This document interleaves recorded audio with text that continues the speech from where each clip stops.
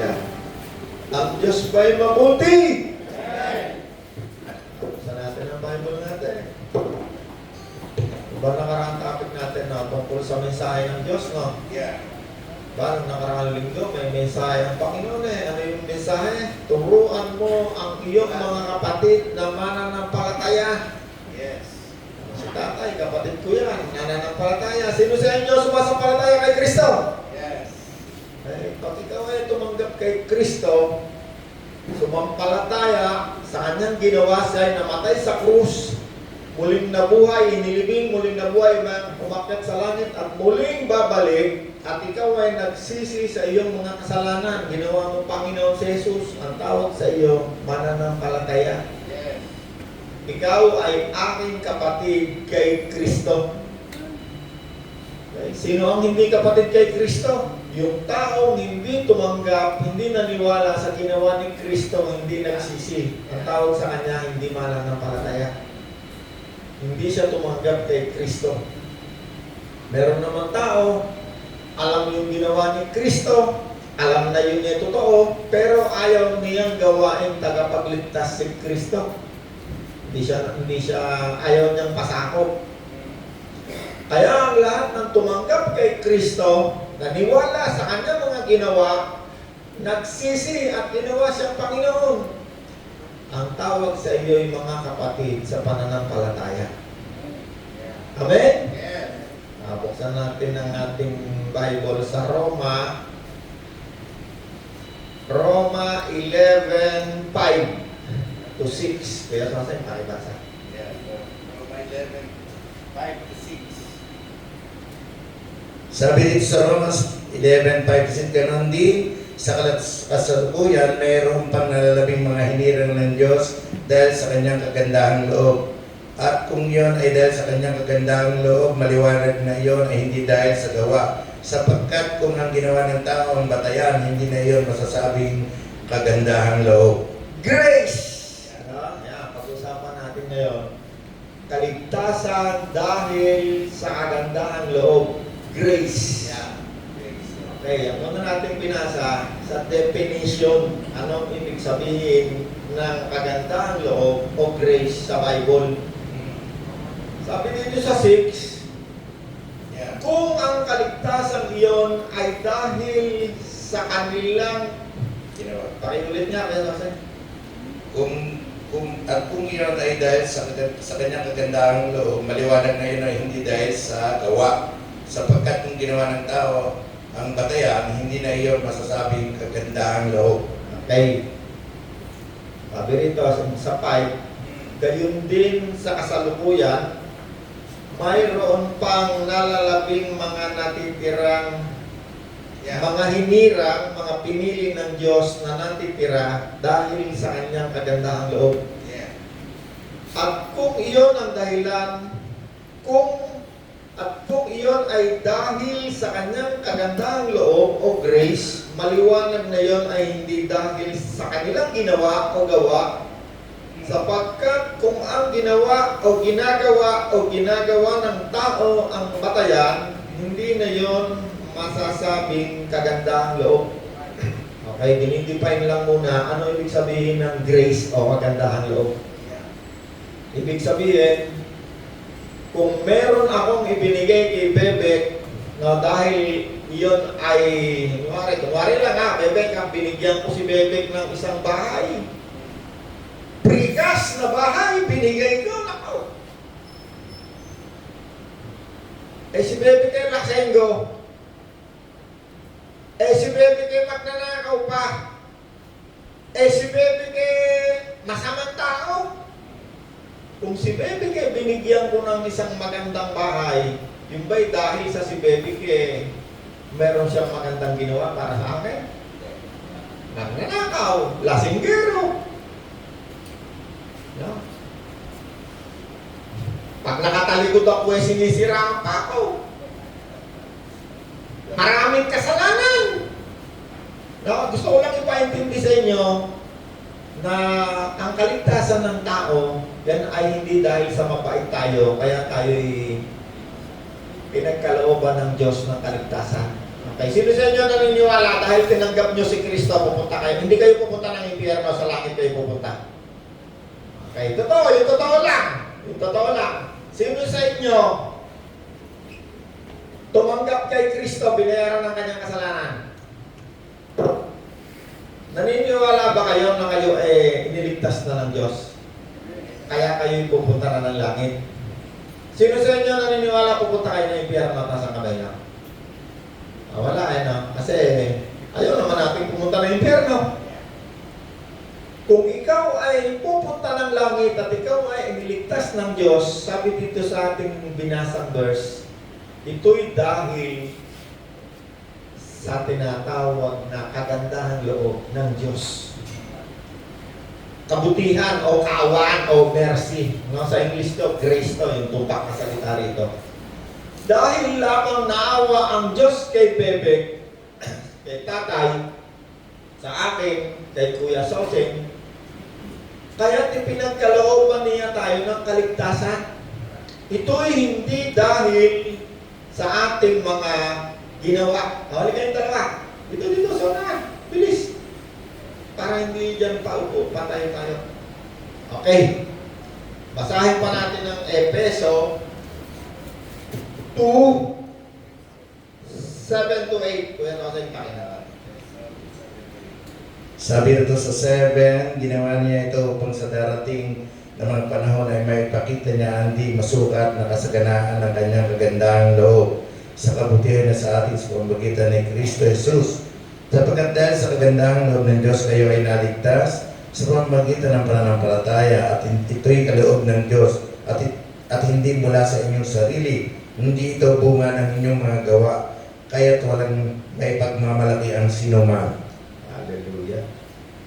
Okay. Tungkol sa kaligtasan na kayo Soseng na. Pakiulit mo nga ng Soseng. Sapagkat dahil sa kagandahang loob ng Diyos kayo ay naligtas sa pamamagitan. Dahil, no, sa English, kagandahang loob, grace. Yeah. Sapagkat dahil sa kagandahang loob ng Diyos, grace, awa, Yeah. si tatay at ako, at si Kuya Soseng at si Bebek, at sino mang tumanggap kay Kristo, naniwala sa kanyang ginawa sa krus ng Kalbaryo, naniwala na siya namatay, muling nabuhay, binayaran ang kanyang mga kasalanan, umakyat sa langit, at muling pabalik. Yeah. Okay? Siya ay pinagkalooban. Sige, Kuya Soseng, pakituloy, Kuya Soseng. Yeah. Hindi ito bunga ng inyong mga gawa, kaya't walang may pagmamalaki sinuman. Ulitin natin, sapagkat dahil sa kagandahang loob ng Diyos, kayo ay naligtas sa pamamagitan ng pananampalataya. Pamamagitan ng Pananampalataya. paniniwala, pananampalataya sa ginawa ni Kristo. Okay? Tuloy. At ito'y kaloob ng Diyos At ito'y kaloob ng Diyos, hindi mula sa inyong sarili. hindi mula sa inyong sariling mga ginawa, Hindi ito bunga ng inyong mga gawa, hindi bunga ng gawa, kaya walang may pagmamalaki ang walang makapagmamalaking sinuman. Okay? Sino sa inyo binigyan ng Diyos ng kaligtasan? Taas ang kamay. Kayo maya. Kung ikaw ay binigyan ng Diyos ng kaligtasan, yan ay hindi dahil sa ikaw ay mabait o ikaw ay merong ginawang anuman na ikaw ay karapat-dapat para iligtas. Bebek, pag namatay yan. Lagi kong example yan si Bebek. Hindi pa yayao yan. Misa kasi pag ginagawa mo example, pag isang linggo, nawawala na yumayao. Opo na si Bebek. Ito muna pangalan mo, Tay. Ha? Rizal? Rizari. Ang hilang parang Russian eh. Rizari. Si Rizari, yan ay naligtas hindi dahil si Rizari mabait. Hindi nag-iinom, hindi namboboso, hindi nanonood ng mga alaswan sa video. Hindi dahil sa yan ay hindi nagnanakaw. Yan ay hindi dahil sa kung ano man ang ginagawa niya. Kaya siya ay naligtas. Kaya siya ay naligtas dahil siya ay sumampalataya kay Kristo. Hindi dahil sa ginawa nating anuman. Bakit? Kung ang basihan kung ano yung ating ginawa, wala tayo lahat, walang maliligtas sa ating lahat. Kahit isa wala.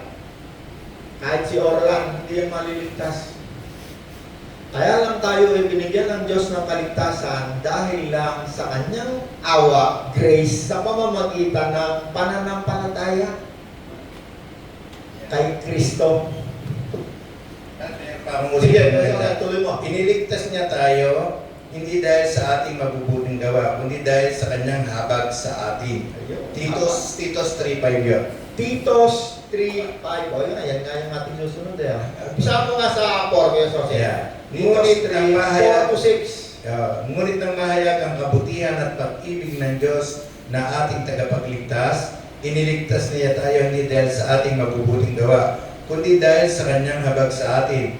Tayo iniligtas niya sa pamamagitan ng Espiritu Santo na naghugas sa atin upang tayo ipanganak na muli at magkaroon ng bagong buhay. Masaganang pinagkakaloob ng Diyos sa atin ang Espiritu Santo sa pamamagitan ng ating tagapagligtas na si Hesus Kristo. Amen. Ayan.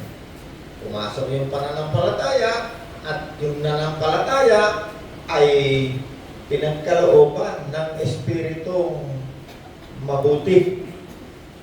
Amen. So, ang kaligtasan ni Gideon, ito ba binabawi ng Diyos? Palagay nyo, pag-gising mo ba sa umaga, pwedeng ikaw pala yung mapupunta ng impyerno? Palagay mo tayo, ang kaligtasan ba binabawi ng Diyos? Palagay lang, palagay, walang maling sagot. Bet, ikaw, palagay mo tayo. Okay, palagay lang ni tatay yun, no? Ikaw, Bet. Palagay mo.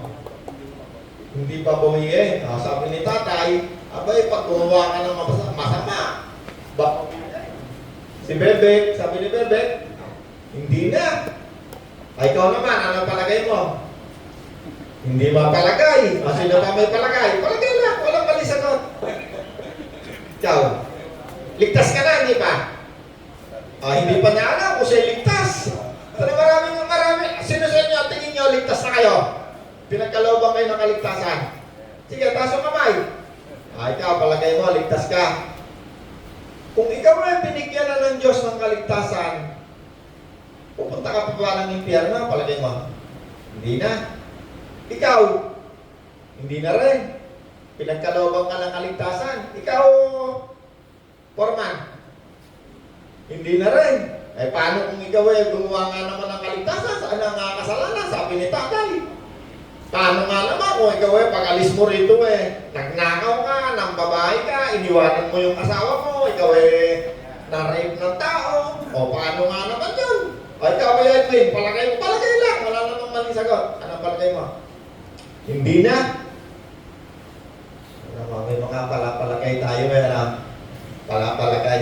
Okay, una, ang kaligtasan na ibinigay sa iyo ng Diyos, na-define muna natin yung kaligtasan Number 1, ang Panginoon kasi, tagapagligtas siya. Sabi ni John the Baptist nung siya'y dumating, tingnan niyo ang kordero ng Diyos na nag-aalis ng kasalanan.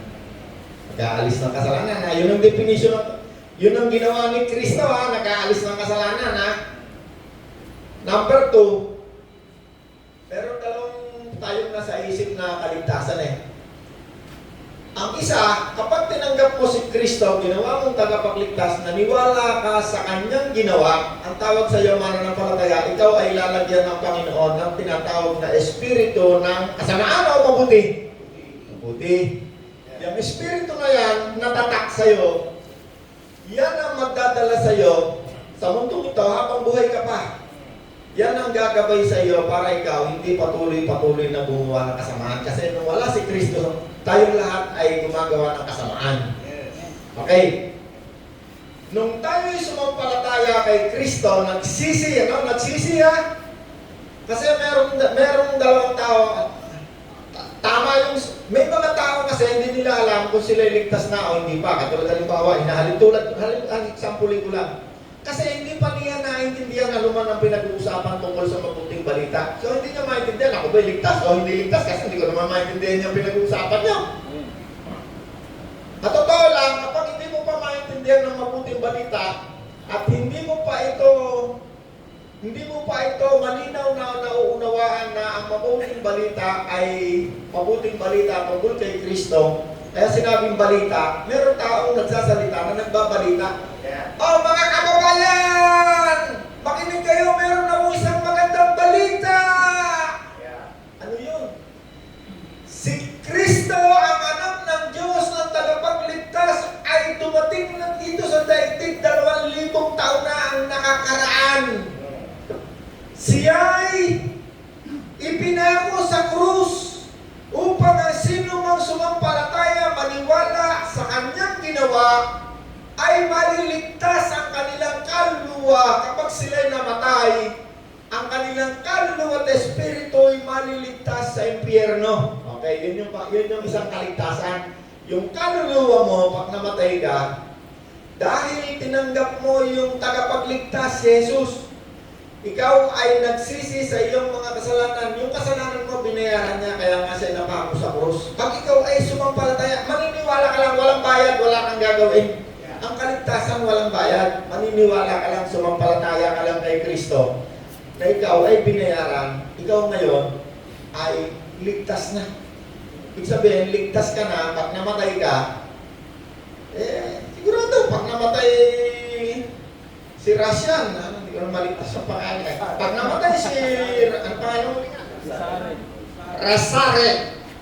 Pag si Rasare namatay, Letter R na lang. ililibing natin ang katawan. No? Yung laging example natin, ang kanyang katawang kaluluwa, espiritu, dahil tinanggap niya si Kristo, pupunta yan sa langit kung nasaan yung katawan ni Kristo na nakaupo sa kanan ng Ama. Yun ang kaligtasan na sinasabi, kaligtasan ng iyong kaluluwa at espiritu. Yung katawan niya nakalibing, pagbalik ni Kristo, bubuhayin yung patay na katawan. Magiging buo na uli siya. Yeah. Kaya yun namang isa, kung si Kuya Soseng hindi tumanggap kay Kristo, yung kanyang kaluluwa, espiritu, pupunta yan doon sa tinatawag na daigdig ng patay. Yung pinaliwanag ng Panginoon na nung namatay yung espiritu ng Kuya Soseng, yung kaluluwa, sabi niya, ayaw ko rito, mainit dito, naghihirap ako. Papabayin mo si Lazaro, isaw-sawan ang aking aking dila sapagkat ako'y naghihirap sa lugar na ito. Sabihin ng kaluluwa ni Kuya Soseng dahil hindi siya tumanggap kay Kristo, napahama. Okay, naintindihan niya yung pinag-uusapan natin ng kaligtasan. Yung isa napahamak, yung isa naligtas. Kaya sinasabi rito sa ating pinag-uusapan, yung kaligtasan ni Rasyan, ni Russell,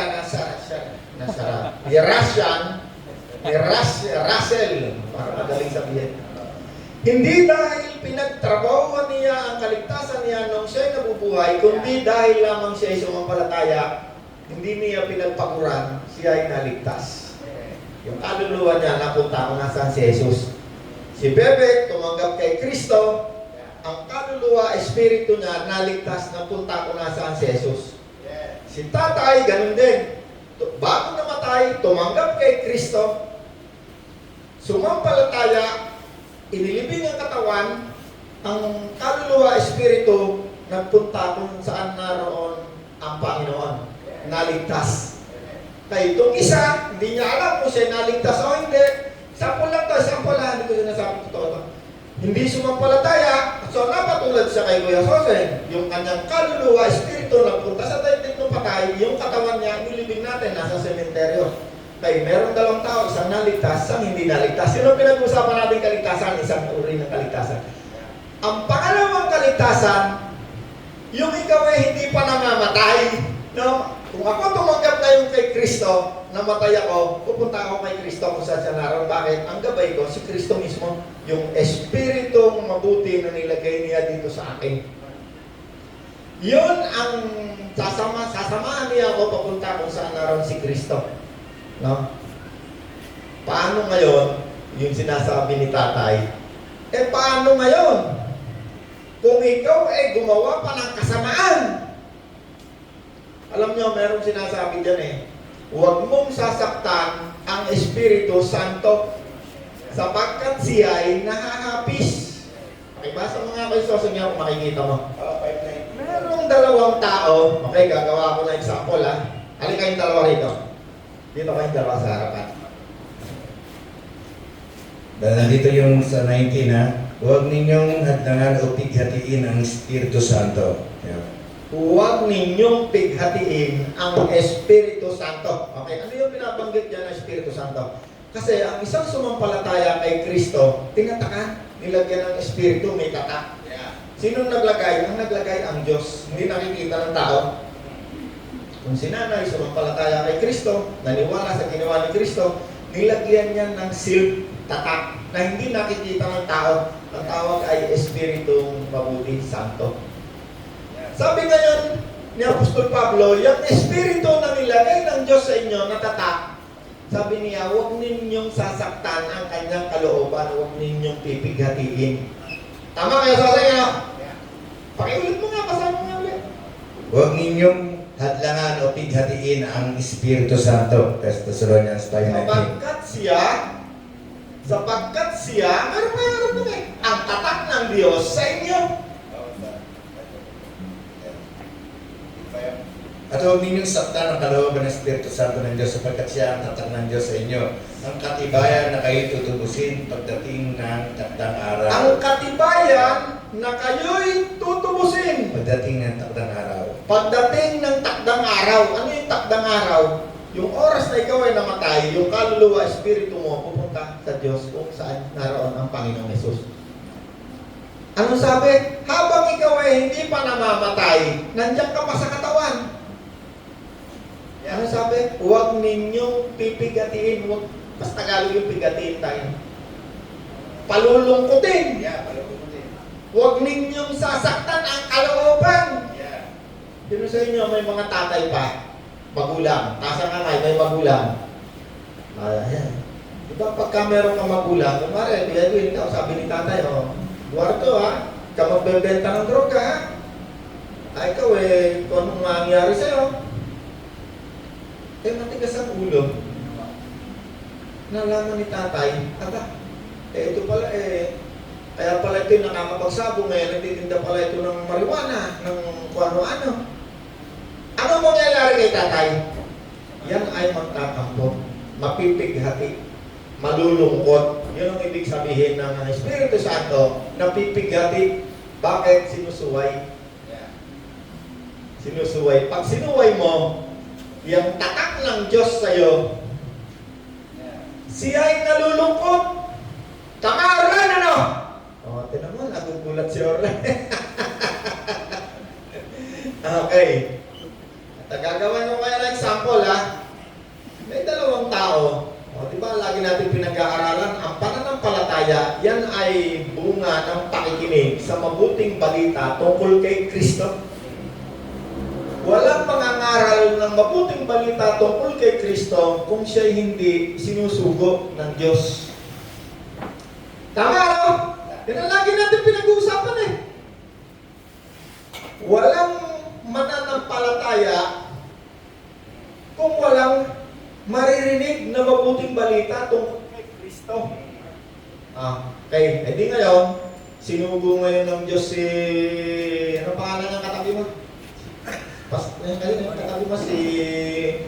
Ma'am Banji, ano? Di ba, pastora sa Ma'am Banji, ano? Sinugo ngayon ng Diyos. Ang pangalan ng asawa mo, Ma'am Banji? Anghel ng kaliwanagan. Arnel. Di ngayon, isinugo ng Diyos si Arnel. Anong gagawin ni Arnel? Isinugo ng Diyos, mangangaral. Magbabalita ng mabuting balita. Ito ngayon si Arnel, nangaral. Dumating na si Kristo, gawin ninyong Panginoong tagapagligtas. Siya'y nagbayad ng ating mga kasalanan. Okay, maraming taong nakikinig. Itong isa, nung marinig ang sinasabi ni Pastor Arnel, sumampalataya, tinanggap si Jesus, ginawang Panginoon. Tinaas yung kamay, yung iba, pinatataas pa ang kamay eh.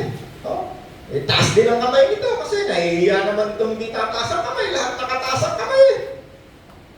Tumanggap sila kay Kristo, pakakita natin, nanalangin pa rin eh. Lumapit sa harapan.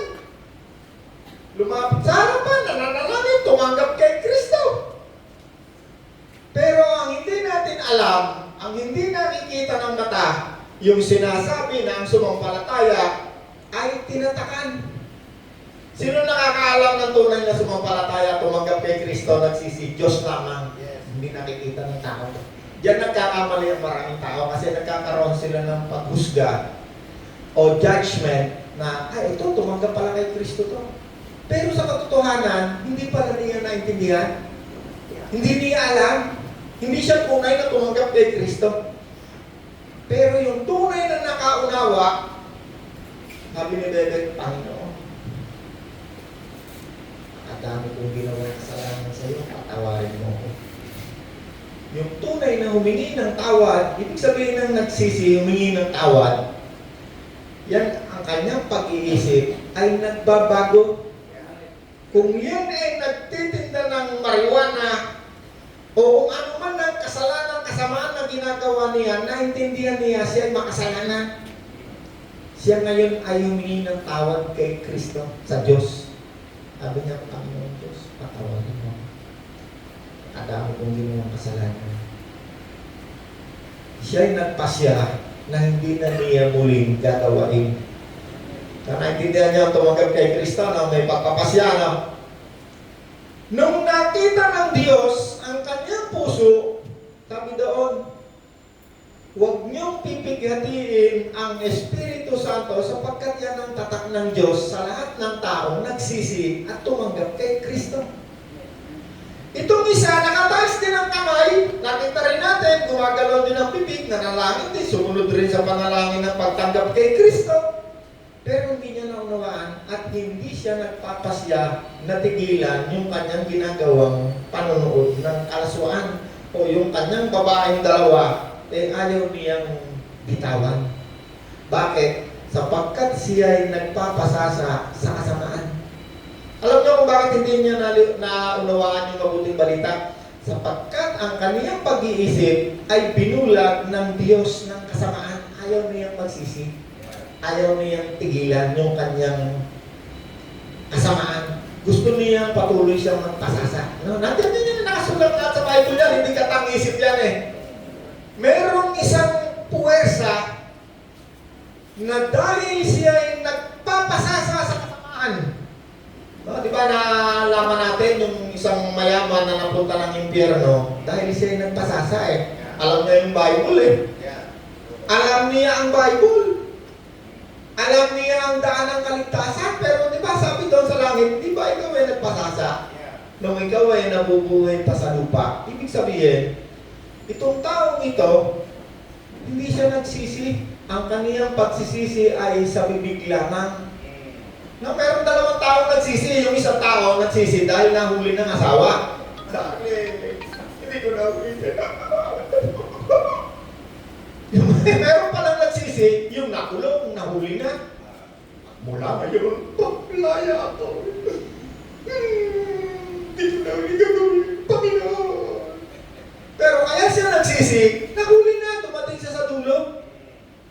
Meron naman nagsisi, nagnakaw, nahuli na. May pulis na.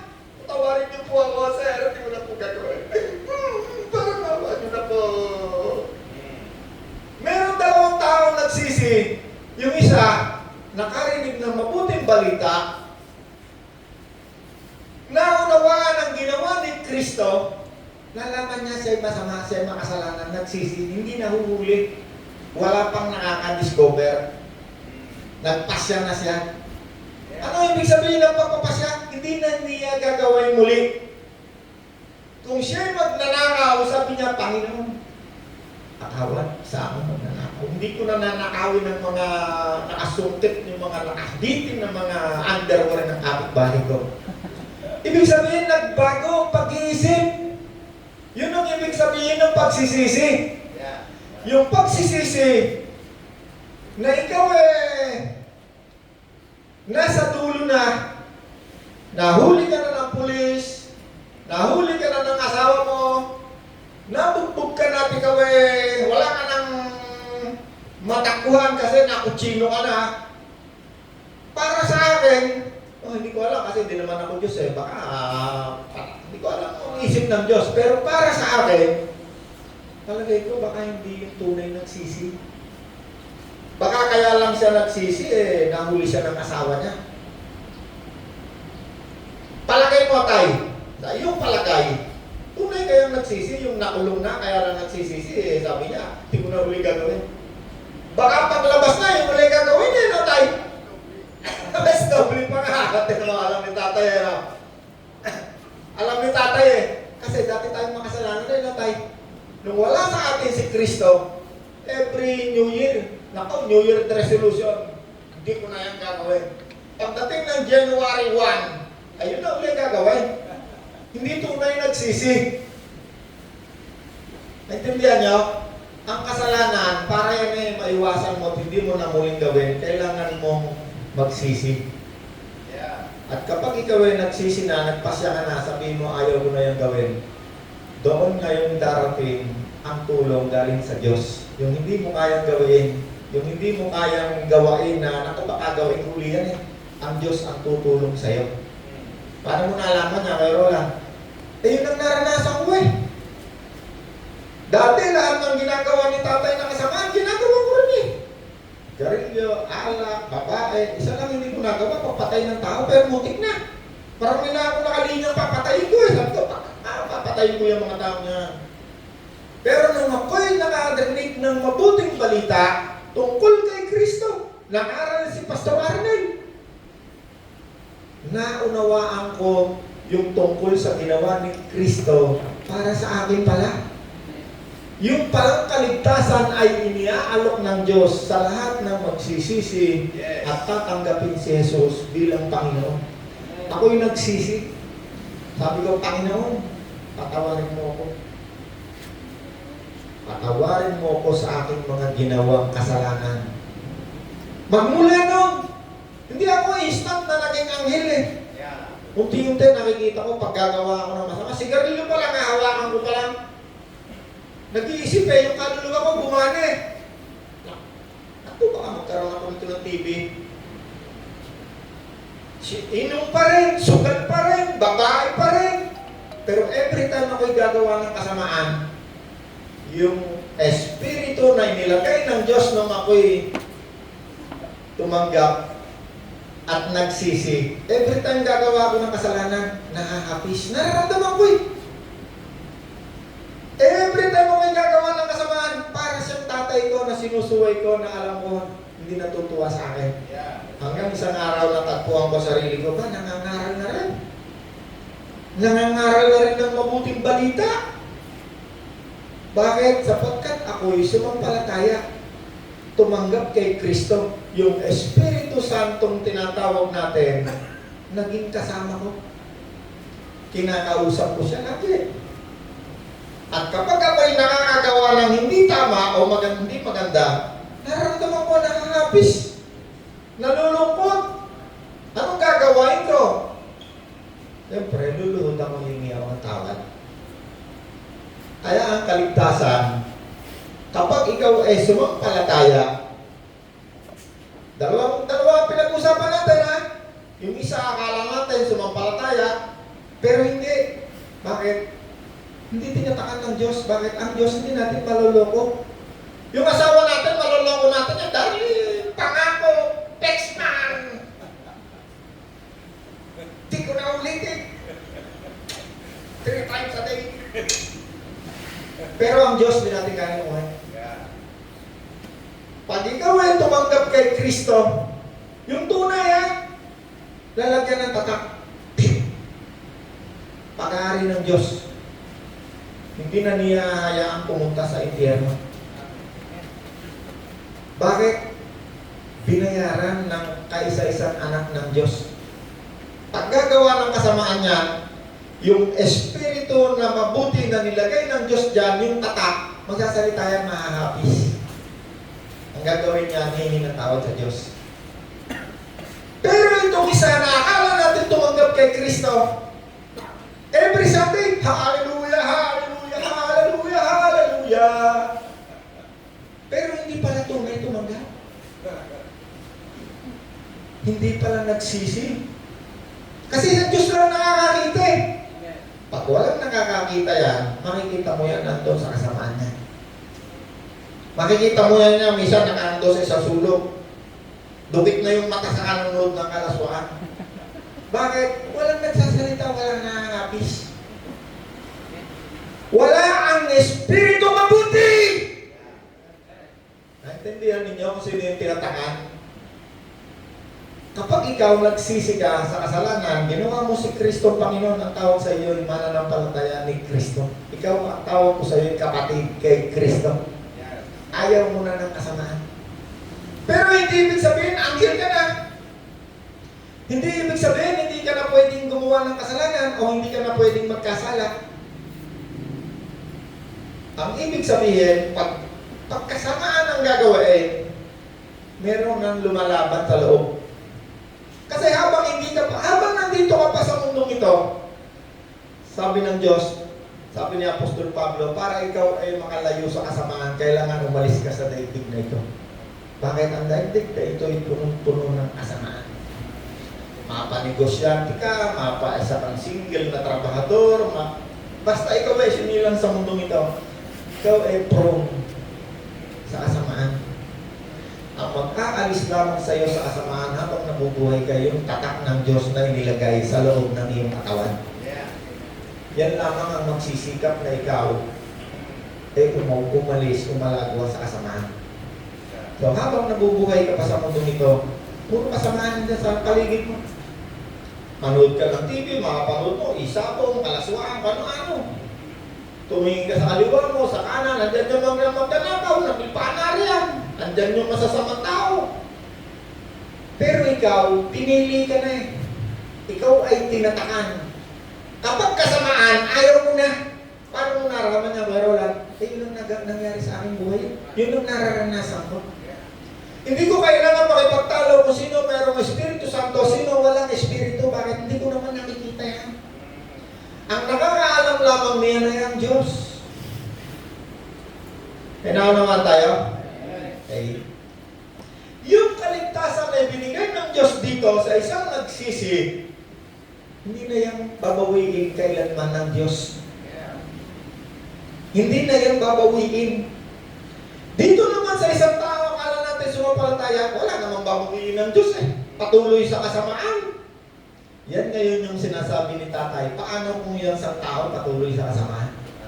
Ang sagot doon, sapagkat siya hindi tunay na nagsisi. Walang tatak ng espiritong inilagay ang Diyos. Kaya siya patuloy sa kasamaan, nag-i-enjoy. Patuloy, hindi niya naunawaan ang tungkol sa ginawa ni Kristo.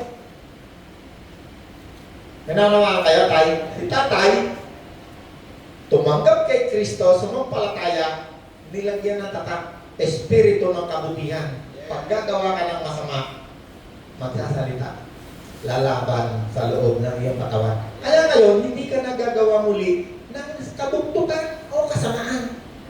Hindi na pwedeng gumawa pa, magpatuloy sa pamumuhay ng kasamaan ang isang taong nilagyan ng Diyos ng espiritu ng kabutihan. Bakit? Magkalaban.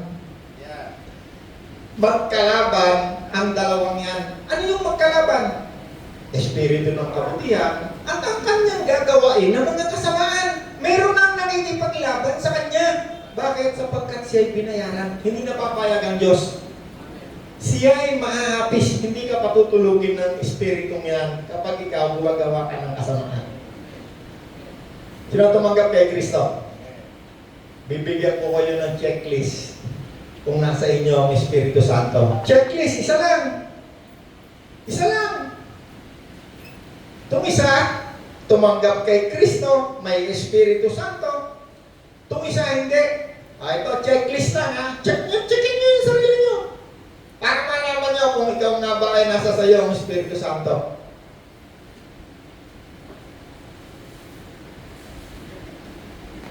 Beth, alam mo kung ano naman yung ayaw ng Panginoon, no? Sabi ng Panginoon, sa bagong tipan, kasi na ano tayo eh, ang tawag sa atin, mga mananampalataya sa bagong tipan. At doon sa bagong tipan, meron din kautusan si Kristo.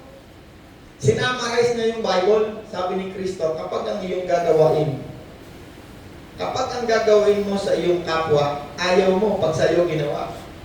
Sabi ni Kristo, huwag mo itong gawin. Okay? Okay. Gagawin ko na example na magnanakaw na si Bebek. Ay, di ba? Sabi ni Kristo eh. Pag ayaw mo ikaw nakawan, huwag ka magnakaw. Tama ba yan? Kasi yun ang utos ng Panginoon sa atin eh. Sa bagong tipan. Mahalin mo raw yung kapwa natin. Pag ayaw mo raw, ayaw ginawa, huwag mo raw gawin sa kanya. So, pag nanakawan mo yung kapwa mo, yung isang tao, sabi ng Diyos, huwag mo yung gagawin. Bakit? Masama. Ayaw ng Diyos. O kaya naman, kung ikaw ay may asawa, kasi ayaw kong gawin yung may asawa kasi pinata eh. May asawa ka, kasi manliligaw ka sa iba, masama rin.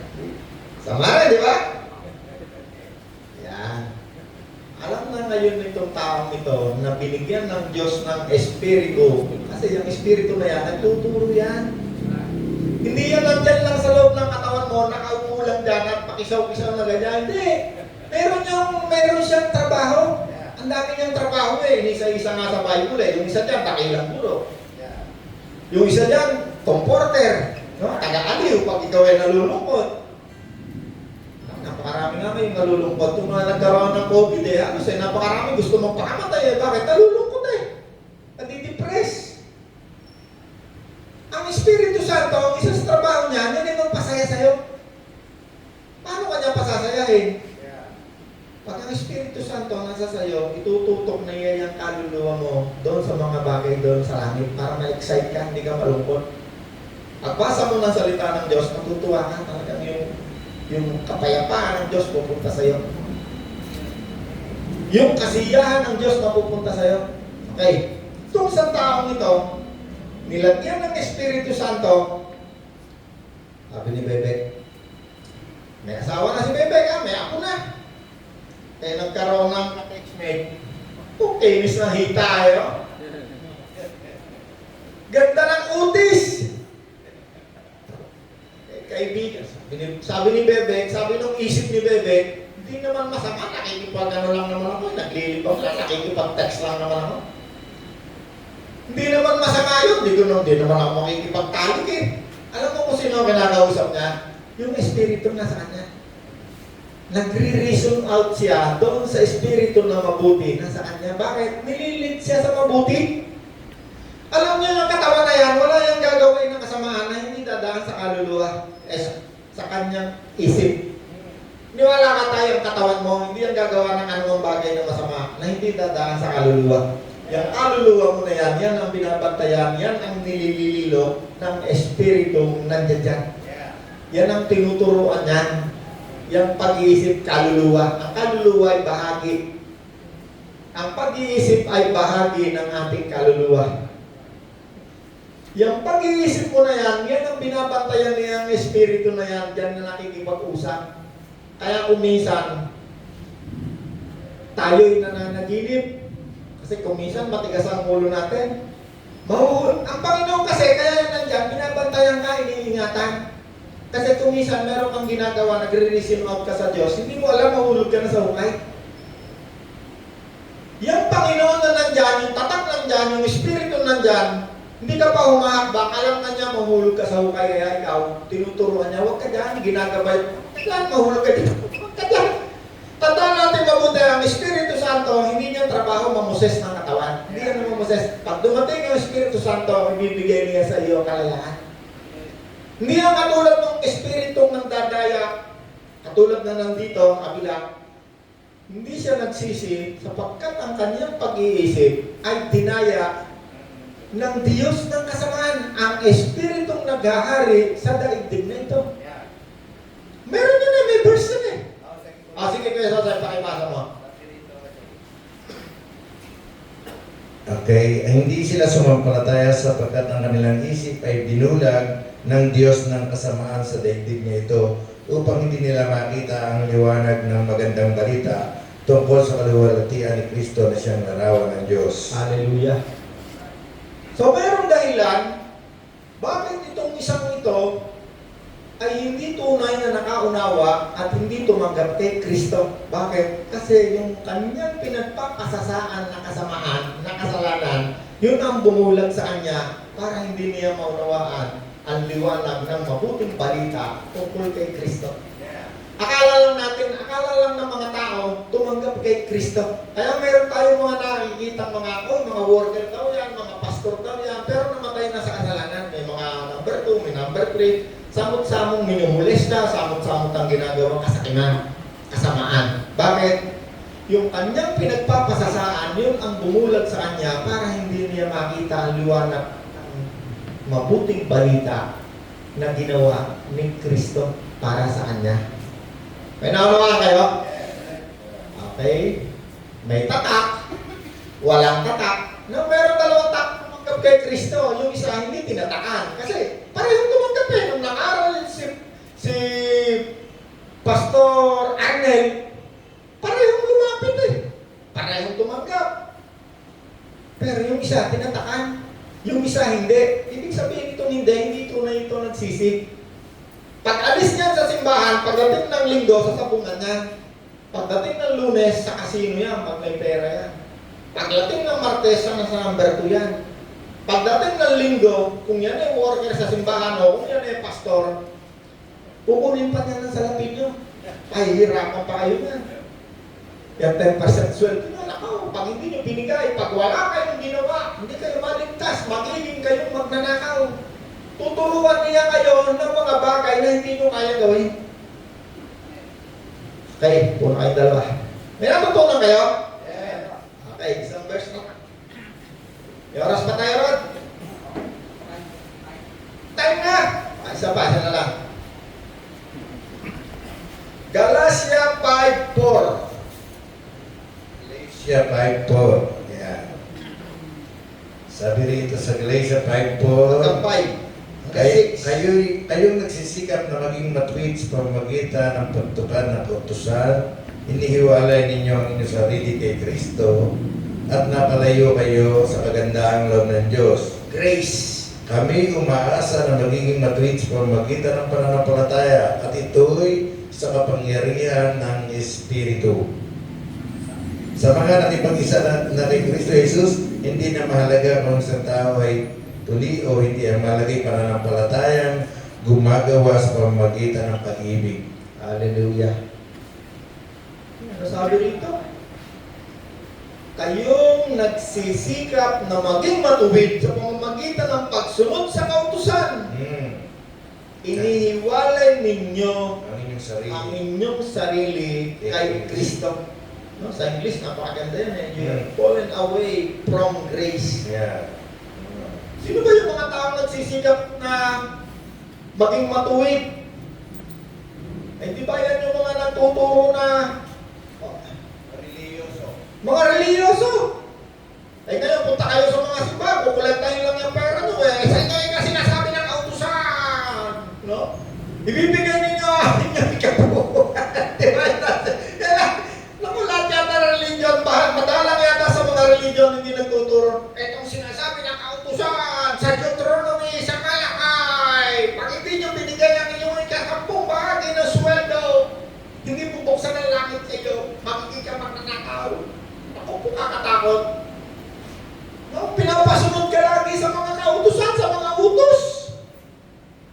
Eh samantalang sinasabi rito na kami ay umaasa na magiging matuwid sa pamamagitan lamang ng pananampalataya at ito'y sa pamamagitan ng Espiritu na inilagay ng Diyos sa ating mga katawan.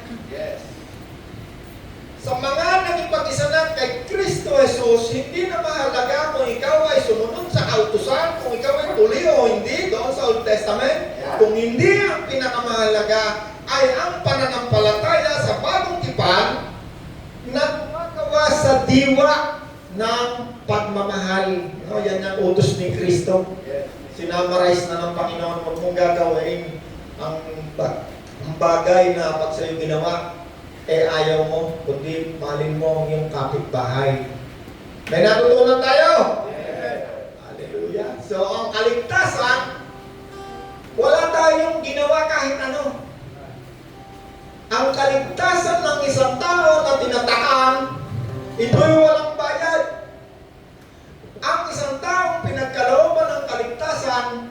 hindi na nito nasain o gugustuhin pang mamuhay sa kasamaan o kasalanan.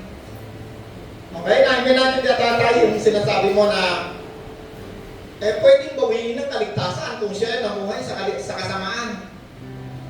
Ang tinutukoy ni tatay na namuhay sa kasamaan, hindi tumanggap ng Espiritu Santo na mo.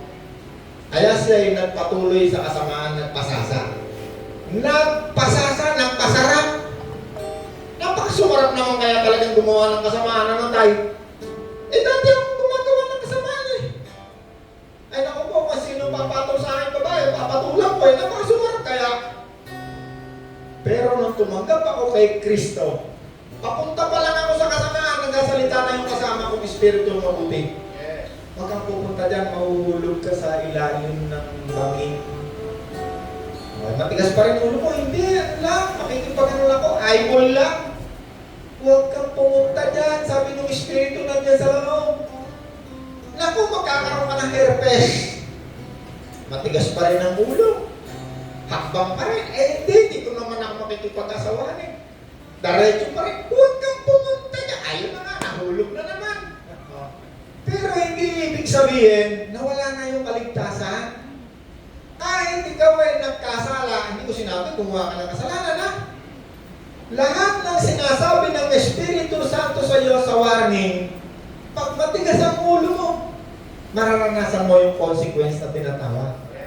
Yun ang ayaw ng Diyos, maranasan mo. Hindi ibig sabihin na wala na yung kaligtasan. Si Kuya Edwin, matigas ang ulo. Huwag kang magsabong mo, ubos ang pera mo. Tinanggap na si Kristo, pero matigas pa rin ang ulo. Hindi ibig sabihin na wala na kaligtasan kasi sinasaway pa siya ni Kristo eh. Sinasaway pa siya ng Espiritu eh. O huwag kang magsigarilyo. Okay na yan. Tigas ang ulo eh. Magkakaroon ka ng sakit. Sinasabi, tinuturo sa'yo ano mangyayari. Ang gagawin lang sa'yo ng Espiritu Santo, sasabihin sa'yo ano mangyayari sa'yo, kaya huwag mo yung gawin. O isang araw, nagkasakit na si Kuya Edwin, ayan natin ang makapagtrabaho. Meron ng TV, yung kaisa-isa niyang anak siya ngayon mag-aalaga sa kanya. Sabi ni Kuya Edwin, patawad Panginoon, hindi ko na po gagawin. Patatawarin! Sigurado, patatawarin! Paano ngayon? May sakit na siya.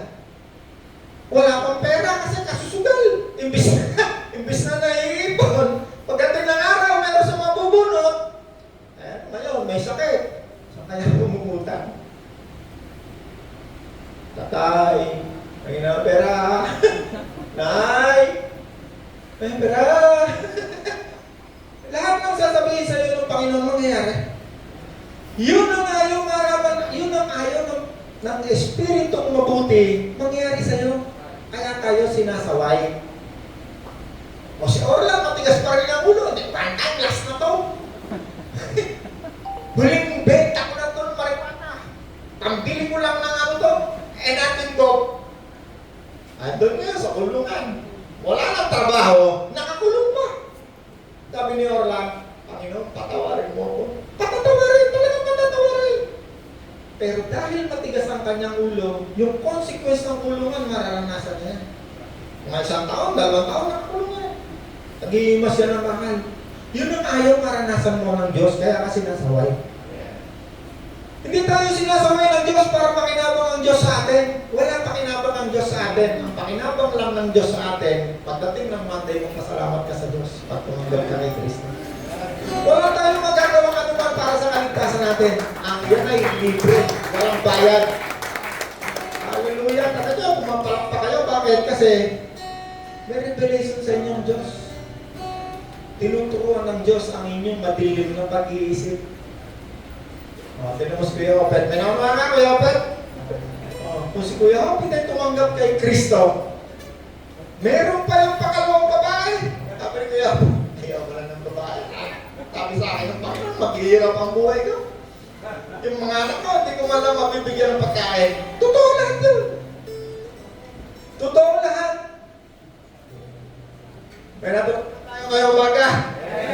Tinan niyo ang Panginoon pag nagturo hindi niyo yan makukuha sa eskwelahan sa mag-aral ka ng grade 1 hanggang mag-master's degree ka, mag-doctorate degree ka, hindi mo yan maririnig sa Panginoon. Tinuturuan tayo ng Panginoon para maging maganda buhay natin, maging masaya. Kapagkat yan ang pangako ng Diyos sa atin. Amen! Ikaw ang hari at tagapagligtas, Banal mong pangalan, aming itataas,